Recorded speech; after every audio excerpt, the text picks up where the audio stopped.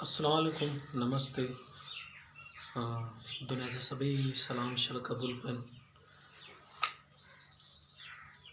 पाणी खे ईअं करण सां उन जो गंद मथे अची वेंदो। इनखे 2 मिंट रखे छॾो त उन जो गंद पाणे ई हेठि थी वेंदो। तव्हांजी ज़िंदगी में जेके बि तकलीफ़ूं आहिनि, दर्द आहिनि, उन तकलीफ़ुनि दर्दनि खे सुकून सां वेही सोचो। उहे तकलीफ़ूं पाणे हटिजी वेंदियूं।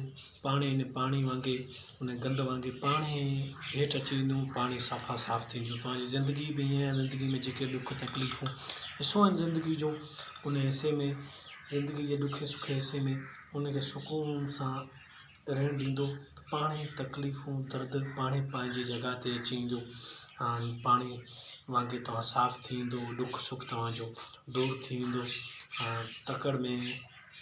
तकड़ त कमु ख़राबु आहे, चवंदा तकड़ कमु शैतान जो। उन हिसाब खां सुकून सां सोचंदो त तकलीफ़ूं ॾुख पाणे गुज़री वेंदियूं, ख़ुशियूं अञा ख़तमु थींदियूं। जॾहिं पेर तेॾां ख़ैरु। पंहिंजे भीमराज वाघेले खे मुर्की ॾींदा मोकर। वरी कंहिं वीडियोज़ में तव्हां सां मिलबो बिल्कुलु।